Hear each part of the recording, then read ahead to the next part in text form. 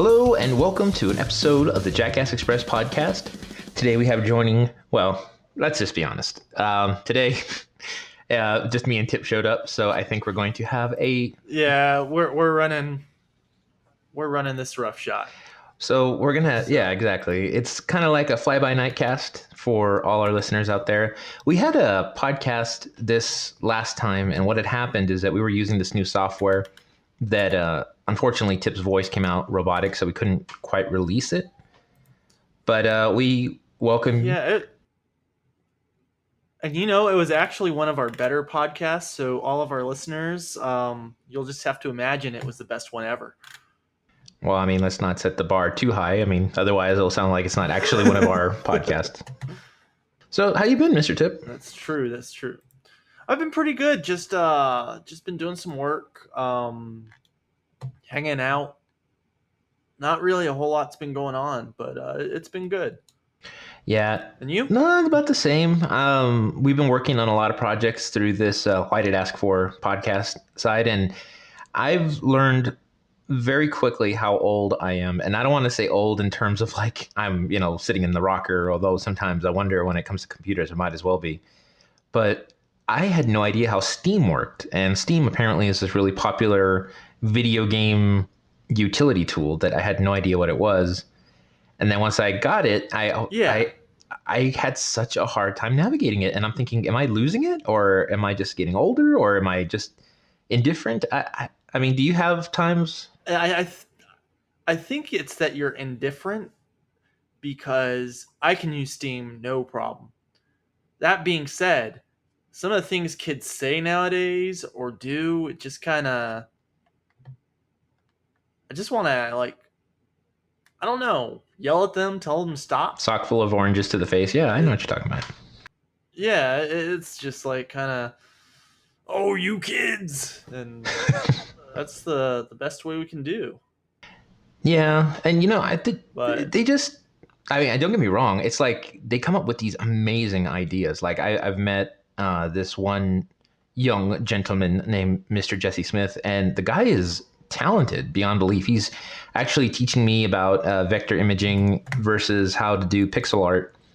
And for those who don't know, I pretty much do 90% of the graphic art on the Jackass Express stuff, except for the stuff done by our amazing graphic artist, Christopher Thompson. And you are too modest. You do 90% of the work on the Jackass Express. The rest of us just show up and talk. Hey, that's still 10%. See, I give each of you a percent. But no, actually, Christopher Thompson, he deserves a lot of credit. He is the one who developed that logo. He just has been so generous with it. When I was talking to him about it, there's a lot of details you have to know about copyright law. And I don't want to assume that I'm a copyright expert, so please don't listen to my story and follow my advice, because please. But he was generous enough to say, you know what? I created this design, but I believe in your guys' product so much that it's yours. You don't have to pay me for it. It's just yours. I'm like, well, you sign something that says that, please. And he's like, yeah. Well, that is until we get big and famous, and then he's like, I want my cut. Yeah, it's true. Luckily, he lives in England, so... Why does that matter? I don't know what that has to do with He lives in England, so we have plenty of time. We're not hiding from him. He's not trying to murder us. But he's been super generous with his talents, and he actually is building us a quote unquote website, which I'm looking forward to. And as soon as we have more, and go ahead.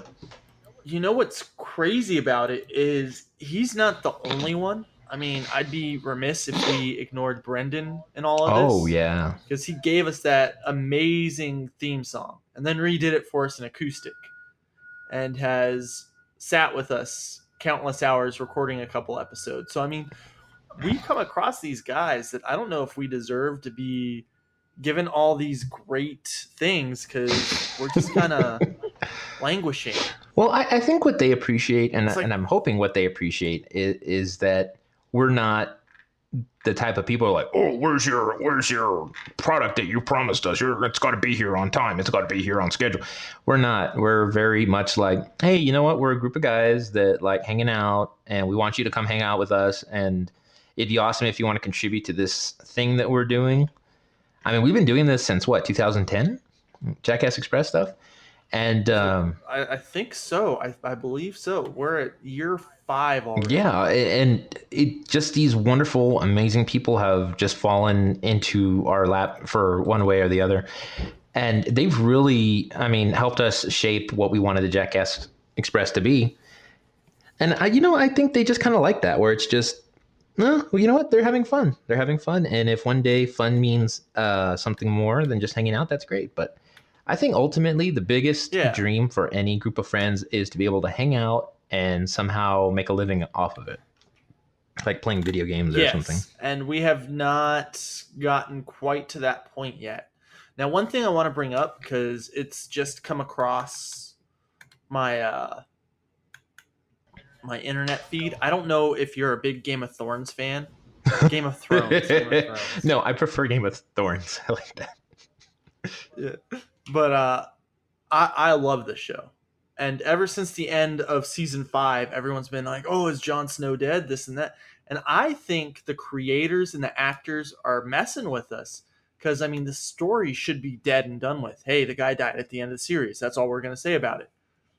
But it seems like every couple of weeks something comes up with, oh, he's still alive because I'm still, the actor that portrays him is still on set and this and that. And then you don't hear anything. Then a couple days later, you get something from one of the actresses did a radio interview, and she's like, oh, he's dead on promise. Oh.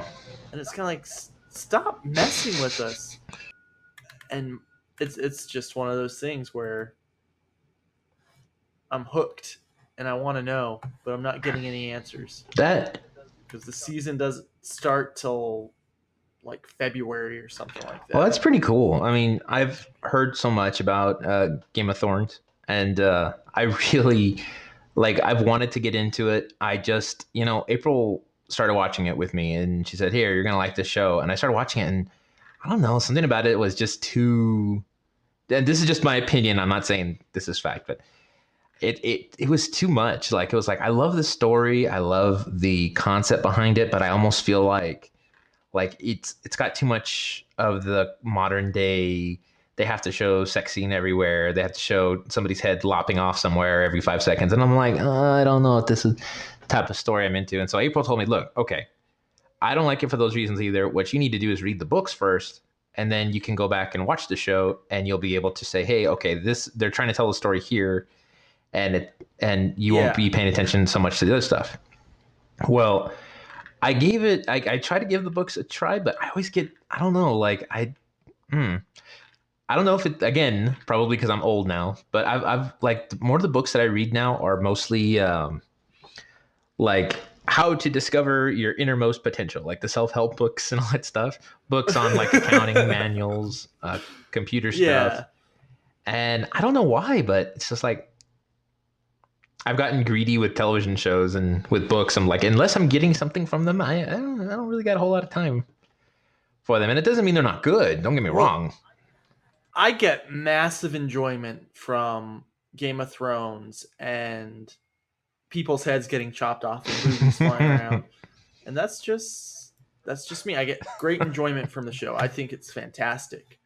And it's the story is a little shaky at times. Like, it's the way it's chopped up to me, I don't like. But for the most part, I think it's awesome. I mean, I like the characters. I don't like how they kill my favorite characters every season. But what can I do? Well, okay, let me ask you. I mean, as someone who really hasn't given Game of Thrones a chance, if you had to, okay, I'm your grandmother. It's Thanksgiving.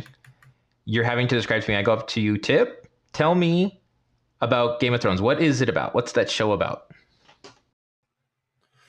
It is about ruling factions of noble people fighting for the throne of, I guess, the western part of the world. It's all fictitious locations and everything, but it is basically that, just different ruling families trying to get their seat of power.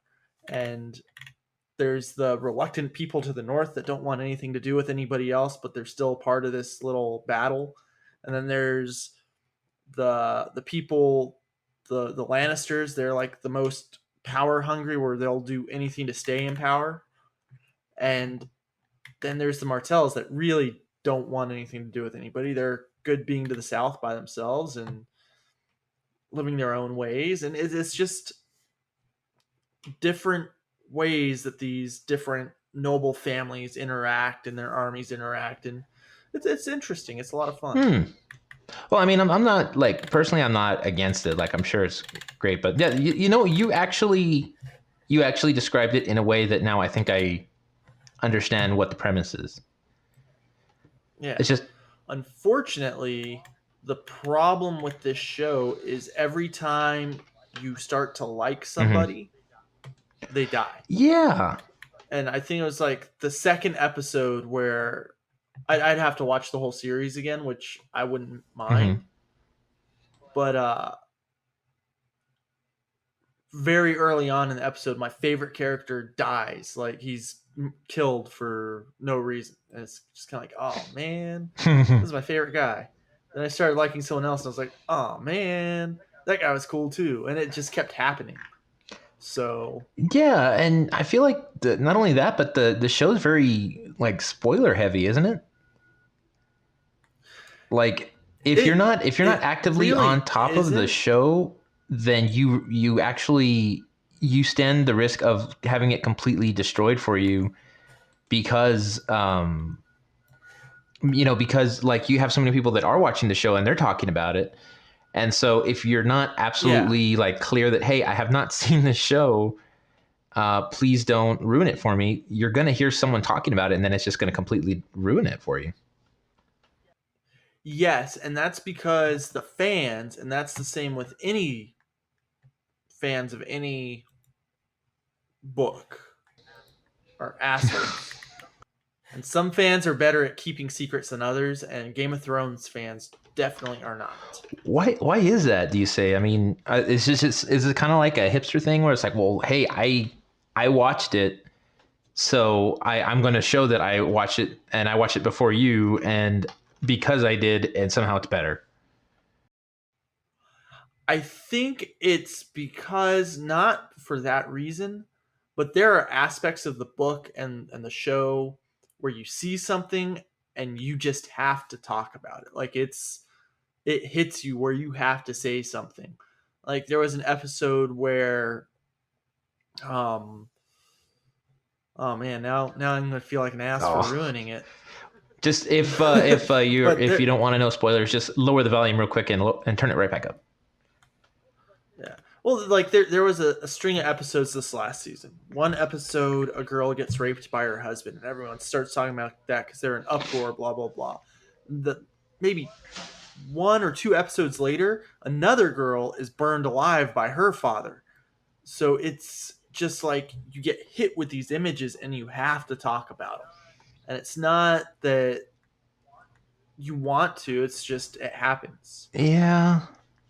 I mean, I guess that's to help create the picture, or really drive home the picture of what the world is you're dealing with here, where there's unbelievable cruelty and unbelievable, dominance over other people. I just, for that story, that's probably that's probably what he envisioned it to be. So therefore changing it would be bad. You shouldn't do that because then you'd lose it. It'd be almost like if Lord of the Rings, instead of the Uruk-hai, somehow they were angry teddy bears or something. That would be the same level of frustration. Yeah, it just wouldn't work. But I just feel like if you're going to create a story, or no, I shouldn't say this because I'm totally going to out myself as being old.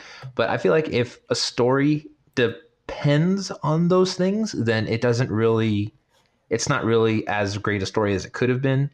But I guess Game of Thrones, because it's a part of the lifestyle that they're in, that it's okay for them to get away with that. But it's almost like when you have a new comedy on television and it's like the uncensored at night version.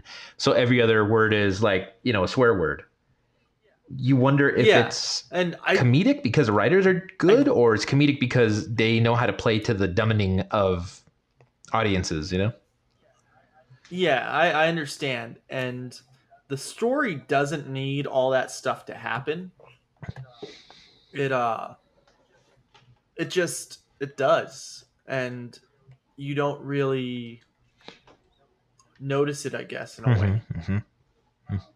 I mean, it's there and you notice it, but it's not like, oh, I'm gonna watch Game of Thrones because maybe I'll see Daenerys Targaryen's boobs this week. No, that's not why you watch it. You watch it and it's like, oh, I wonder what's gonna happen. You get invested in these characters, and then as soon as you get invested in one, they kill them off. And it's just, I don't know. It's kind of like, why do I keep letting this happen to myself? But I keep coming back time and time again. And there's really no real way to put it. You just end up, and then you read about all these different theories on the show, what's going to happen next, and it's a lot of fun, especially now the show series has passed the books. So you don't have people that have read the books commenting on it because the show's passed the books. You know, I've it's so hard. It's kind of like I was watching this YouTube video the other day, and it's so hard to live up to audience expectations of what something should be. Like the YouTube video I was watching was about Josh Whedon and how he was given an unfair or unrealistic expectation of how to portray the Avengers. And because you're essentially taking, these, huge characters that, have been in existence since comic books began, and then you're taking them and then they're supposed to live up to what, the most hardcore fan has understood about them. So he does his best to kind of live up to that potential while at the same time creating a character that's relatable to a modern audience who knows nothing about comic books, who has never once heard the word, Avengers or whatever. And I know a lot of people kind of don't really get his approach to it. I don't know, they don't get it, but they don't agree with it. Kind of like they didn't delve enough into the story, or Iron Man never would have said this because of this. And I always think, how difficult is it to take someone else's story and then adapt it for a big screen or a modern interpretation? I can agree with that. And first off, I want to say Josh Whedon's just gold. Anything he touches is I would tend to agree. But like, as far as the Avengers go, I was never a big Avengers fan growing up. And so much so that I didn't even like them individually or as a team. I thought the Avengers, what's Marvel doing? It's all about X-Men and X-Factor. And Josh Whedon made me like the Avengers. I don't know how he did it, but like, I really liked the concept of the team and everything, and the movies. I even watched the standalone movies. Thor has to be the worst of them, but I'm vested. I like it. It's fun for me now, as before when I was just like, the Avengers. Psh, who needs the Avengers? Yeah. And in my opinion, the Avengers movies are better than the X-Men movies. Well, yeah, and that's the weird thing. Like, I grew up like you, where I was a huge X-Men fan. I mean, I own the complete series, the animated series, right here on my little DVD rack here, and I just, I was so disappointed with some of those X-Men movies. The second one was okay. The third one was like, okay, this is getting a little bit ridiculous. And the sad thing is that this X-Men Days of Future Past, it was so good. I liked it a lot. I thought, okay, here's what I wanted. I wanted to see this development between the characters. I wanted to show where, why it is the mutants were so scared because of the future that was going to befall them. But by then, it was like it was too late. It's like you wasted too many opportunities to fix this. And now you're not going to get anyone to come back and take you seriously again. It, exactly, and it's just the way it and is. it's so easy to fall into that trap, or that weird little void that like things like X-Men fell into. What the one that breaks my heart the most is the poor thing that Spider-Man fell into, where now it's being Yeah, rebooted every 2 days, and you can't connect with the character in a way that is substantial enough. Like I never liked, like even before Avengers came out, I never watched Thor. I never thought like you said, I never thought Thor would be yeah, interesting to me. I saw the first Avengers. Immediately, I wanted to know, okay, who is this Thor dude? Why is he stronger than Iron Man? And then suddenly I fell in love with that. But like if yeah, and it's it's kind of like I saw this picture the other day that made me laugh. Um, but it had a picture of Jesus in Thor's place on the mhm. Avengers, and it said in a parallel universe, Thor is worshipped and Jesus is an Avenger, and it made me laugh because I thought, man, that's kind of funny. I don't know if I could watch that.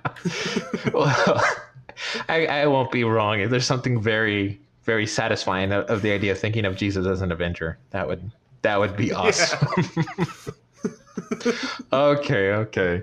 But yeah, I mean they really nailed the character, at least in a way that it made me interesting. Like I haven't watched Ant-Man yet. Have you watched it? no, and Not really. I like the actor. I can't think of his name, Uh, but I think he's hilarious. is the guy who did Paul Rudd.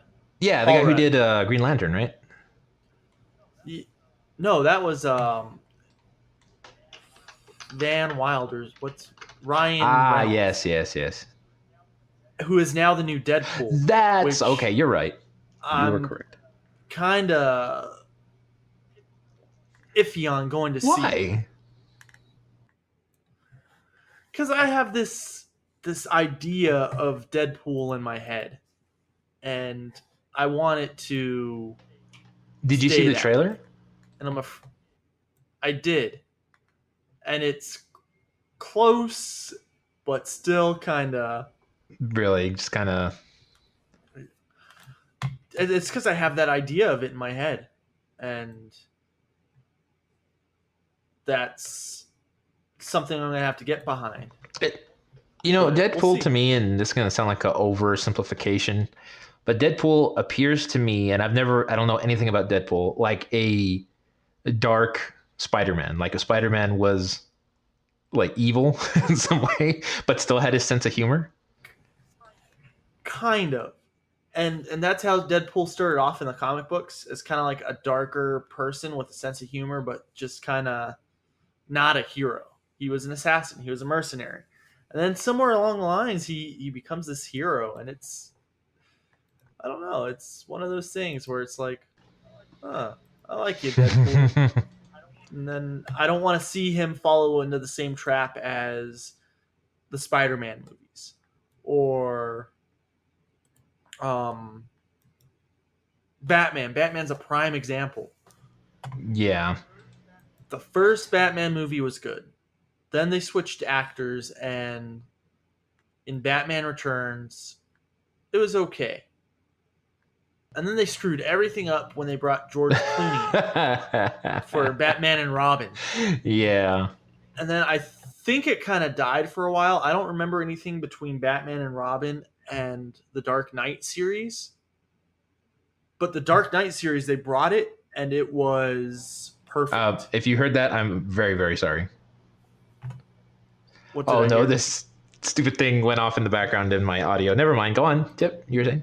Oh, okay, but I was saying with the Dark Knight trilogy, it was almost perfect. Like now, I'm not gonna go see the new Batman movie. One, because I don't like Ben Affleck, and two, because the story's done. It's perfect. I mean, it doesn't need to be adjusted in any way. Yeah. And Superman hit the same thing where they kept having to reboot it, and it's just kind of like, come on, guys, just let it be. And that's really where I was having problems with.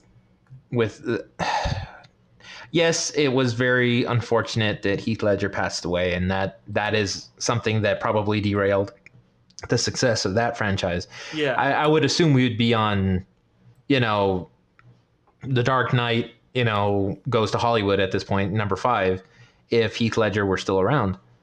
But I feel like they decided amongst themselves, okay, we're going to make this a trilogy.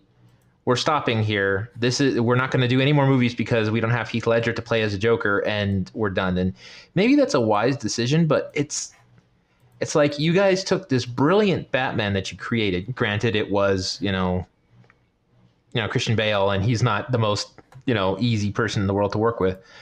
But you took this amazing version of Batman and you completely stopped with him because it's like, okay, well, we have to stop here because we can't move on without Heath Ledger. And it's like, no, you guys had the perfect Batman, at least for our time anyway. You had one of the most important Batmans, and he should have been the one going with this whole Superman thing, you know? Yeah, he should have been, and he could have carried the movie. And I think that for as long as our generation is alive, the Dark Knight trilogy generation, that's Batman. Mm-hmm. It's not Adam West. It's not George Clooney. It's not the first guy. I can't remember his name. I know he. God, that's gonna. No, you know what though? Me. That I love it because that means we're not as old as I thought I was. Yeah, but it's for sure as hell not Ben Affleck. Batman is Christian Bale. Bruce Wayne is his portrayal of it because he had that perfect mix of dark, broody, and moody, and not so much, you know, billionaire playboy. Mm-hmm. And that's Batman. You know, I watch Gotham every week. I don't miss it. And even that Bruce Wayne's a little much. It's kind of like, you're not Bruce Wayne. You don't grow up to be Batman. Something happens. Oh, parallel universe.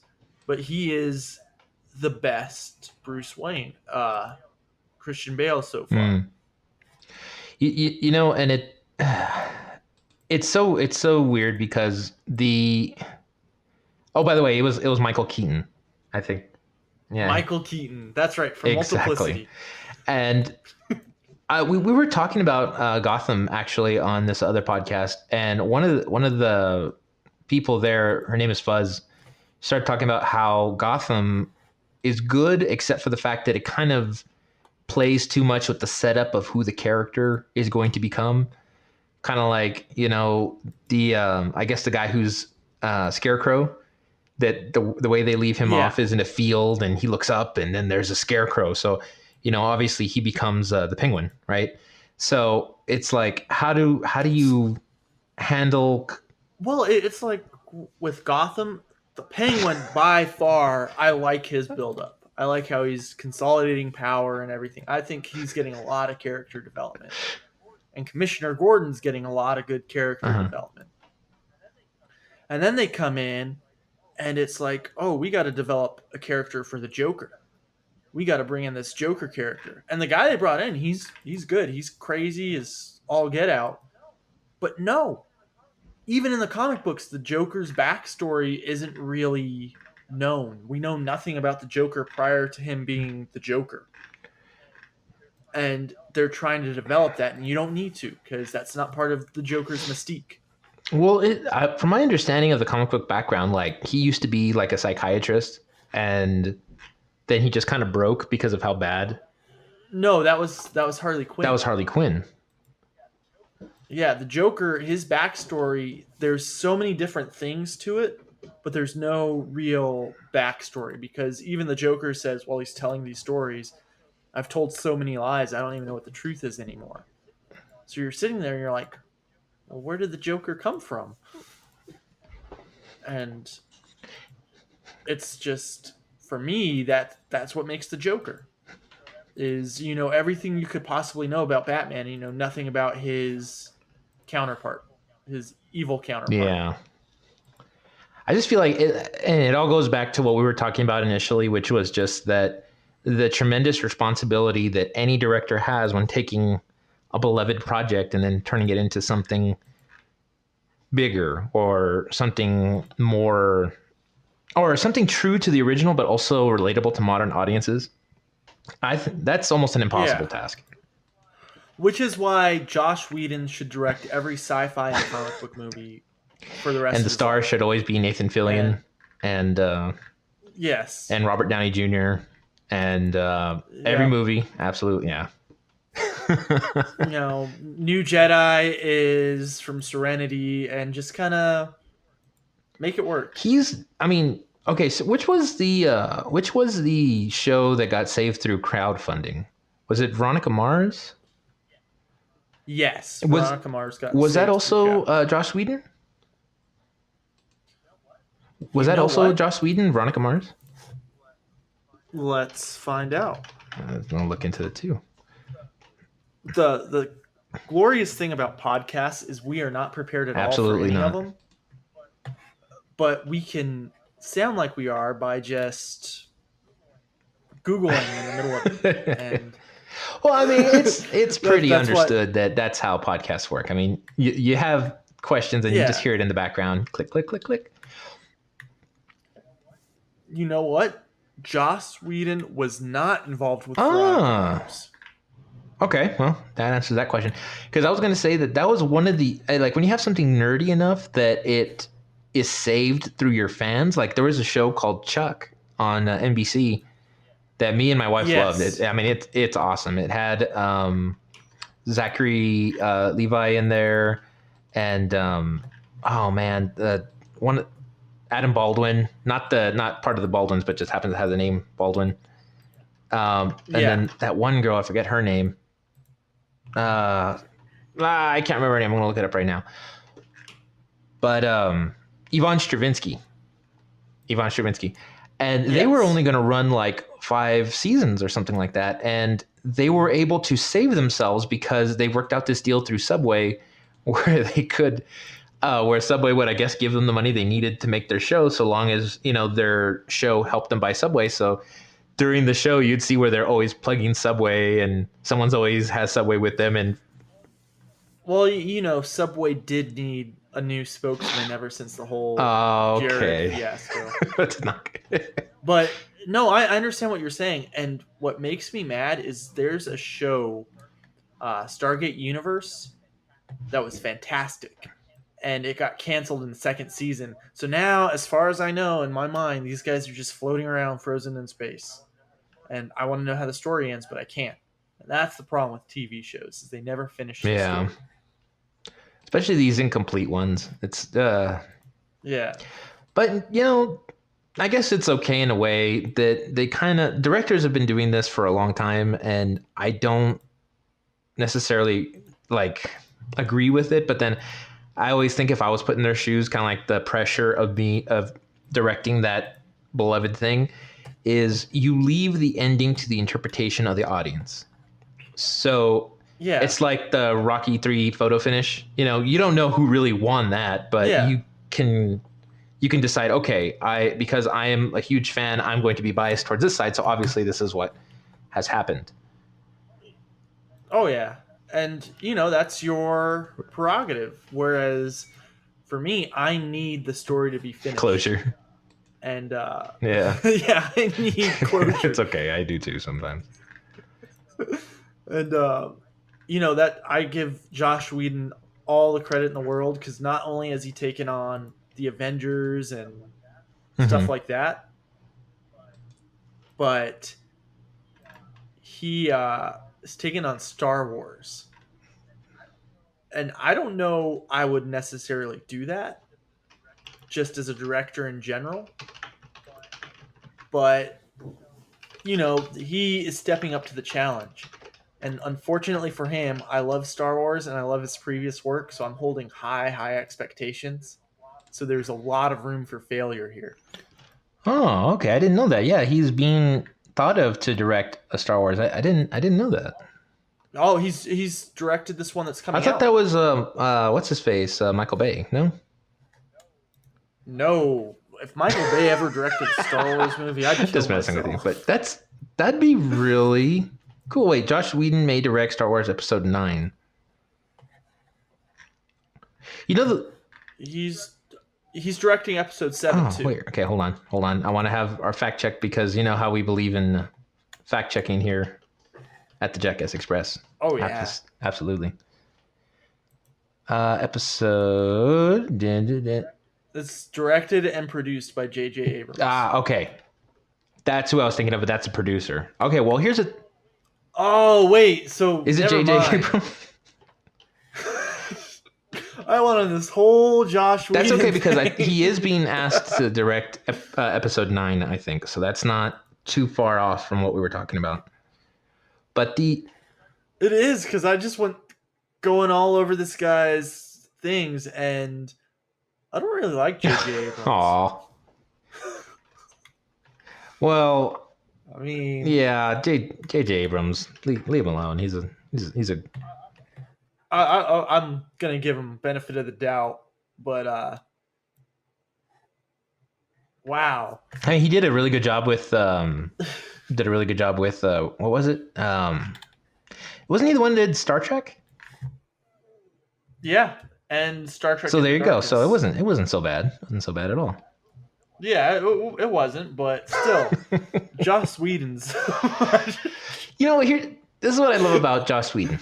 He knows how to do. He knows how to do character interactions. He knows how to do dialogue. He can get them to actually. He can get his characters to actually like each other, talk to each other in a way that seems real. It's not fakey. You know what I mean? And he doesn't overuse jokes, and his jokes aren't overtaxed. They're not. They're very sly. They're very, implicable, I guess you could say. Kind of like with Captain America. It's like, well, here you have this guy who came from the 40s during World War II times, and now he's in modern times, but he's still very true to who he was. So he, like, whenever they focus on his character, there's always something about the Captain America franchise that reflects in the way he's acting. It's not like, okay, now Captain America is acting all, goofy and all sly with, Iron Man because he's with Iron Man. It's a very, unique experience to him, to having a discussion with him. And I like that. That's cool. Now, I really like that show, Agents of S.H.I.E.L.D. Oh. That's a Joss Whedon project I can get behind. I DVR'd it. I'm going to watch it. I don't think it's Joss Whedon that's directing it. I think it's his brother or something. I don't know who's directing it, but Joss Whedon is involved, and I 100% support that. I think the cast is awesome. I think the show is really good, and I just really enjoy it. It was created by Jed Whedon, Joss Whedon, and Marissa Tanchorin. Not sure who that is, but yeah, they've been doing a really good job with that. Yeah. I almost wish that. I wish Agents of S.H.I.E.L.D. would have been given like the same type of budget like an AMC show had, or like a HBO show, where they could really get some good graphic designers in there, really good animators in there, and then make it more kind of like the movies. You know what I mean? Not necessarily like the movie the whole time, because that could get exhausting, but where like think about it. You just have Robert Downey Jr.'s voice, and you could have Iron Man show up once in a while, because basically Iron Man's in his. Well, that's the thing with Agents of S.H.I.E.L.D. is, they make references to all these characters, but then Samuel L. Jackson has shown up in a couple episodes at the end of season 1. Good stuff. Spoiler. And the beginning of season 2. Spoiler. And I haven't started season 3 yet because I refuse to watch anything on live TV. That's become a drag. So I gotta wait till Netflix happens. So all my spoilers, everyone that's interested in the show will have already known about. You know what I think of like commercials as, and also like online ads as? It's kind of like your vegetables in a way. And it's as a dad, it's like, now I understand the importance of not eating horrible things all the time. It's like, you don't want to watch them, but if you don't watch them, the people who are getting the benefits of it, like for instance, we're the Jackass Express. So we go to the Why Did Ask For website and we say, hey guys, run an ad at the beginning of your video that says, hey, go listen to Jackass Express. They talk about stuff too. And then I'm a fan of Why Did Ask For, so then I see the ad, I'm like, oh, stupid ads. I came here, I wanted to watch this thing, and this ad's getting in the way. But it's almost like, well, we're a part of that network. So it's like by helping us, you're helping them, and by helping them, you're helping us. So I've learned not to hate commercials and ads. I've just really, what I don't like is the way that they're presented nowadays. Like, Yes. I don't like commercials that make people feel stupid or undermined. And I don't like commercials that are just long unnecessarily and they take forever to make a point. Yes, kind of. I still hate commercials, but I think the actress that plays Gemma on Agents of S.H.I.E.L.D. I like that that's what you took away from that. It's just I can't think of a commercial that where I had to see, oh, I need this product or I need to see what's happening next. You know, it's just kind of what it is. You know, Yeah. commercials are commercials. I can't even think of commercials I used to like from my past. I kind of like, okay, when we were kids, commercials were amazing for showing you what you wanted for Christmas, right? Yeah. So it's like as adults, And Toys R Us would send out that big book of toys. Oh God, did you ever get the JCPenney catalog? Oh Yes. man, I just outed myself as probably really super old there, but that was the thing when I was a kid. Is me and Johnny would fight. My brother would always fight over that catalog because it just had the coolest freaking toys. And we'd go and we'd circle stuff, and it would have all the neatest things. And I didn't know I was basically making my parents' jobs so easy for them because basically my parents would be like, "Oh, hey, look at this. What do you like? Do you like things?" I'm like, oh, I would like this. I would like this. But then I'd forget about it for months. And then all of a sudden, how did Santa know? This is amazing. Exactly. So stupid Santa Claus. I'm getting to that point now where fake. I might have to play Santa Claus soon. I think you got a while because I don't think your kid will understand the concept for at least 2 years. For at least 2 years? Yeah, I mean, he's what? 0? No, he's gonna turn 1 in January, so yeah, he's 0. They call it 9 months, Tip, not 0 or 12 months. Oh man, I'm gonna tell April that she's gonna love that. But yeah, I don't know. Like, okay, when he does turn 2, do I do the Santa Claus thing, or is it gonna scare him because he's gonna see this guy like trying to climb in through the window? Yeah, I guess now you can look at it that way. Santa Claus is good at breaking and entering, but when you're little, you shouldn't look at it that way. Well, I mean, like if I do that and he sees me entering the house and hey, it's Santa Claus is my friend, then he gets older and then someone actually is breaking into the house. Does he stop and say, "Oh, hey, Santa came early this year. That's weird, but no, it's totally cool. It's totally cool. It's just Santa Claus." Yeah. That's what I'm afraid of, is him like saying, "Oh crap, it's Santa Claus. I'm so happy to see him." And then all of a sudden it's like, wait a minute, no, that is not Santa Claus. That's true. But I've never once in my life been in that situation where anyone's broken in my house. So I wouldn't know how it works. You know, I've always like worried about stuff like that, and I've never worried about it as much as I have like now that I have a house. You know, I'm very grateful for it and all that. But yeah, it's like I think about it. I think if you're gonna break into someone's house, you must really want something there. Like, number one, you're really desperate. Like, you absolutely have to get into anybody's house. Or number two, you know the person and you're trying to screw them over somehow. Like, you're trying, like, I think to really break anybody's house nowadays while there's still someone inside, you basically have a vendetta against the person.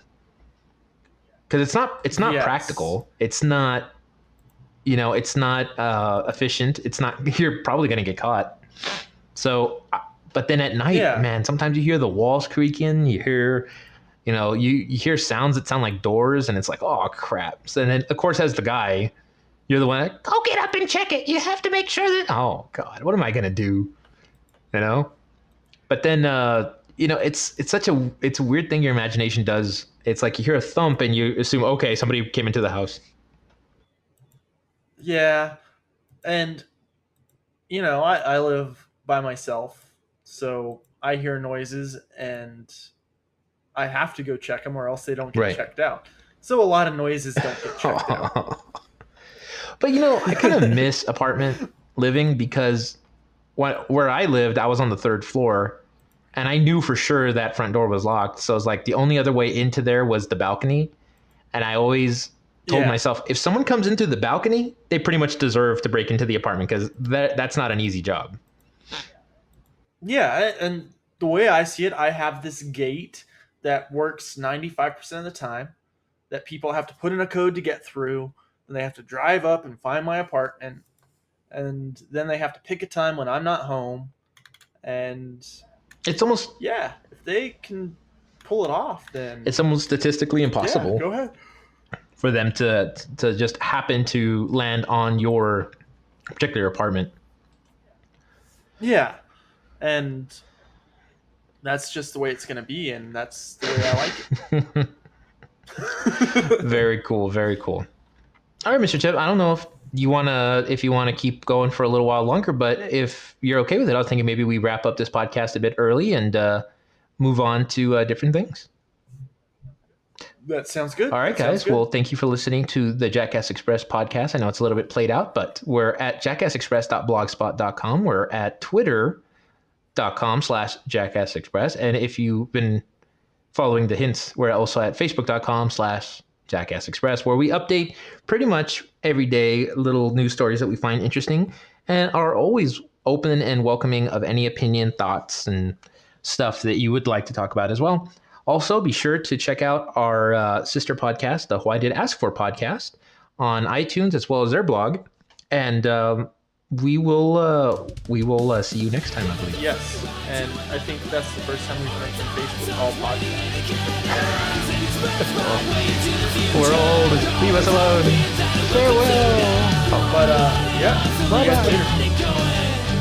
guys later.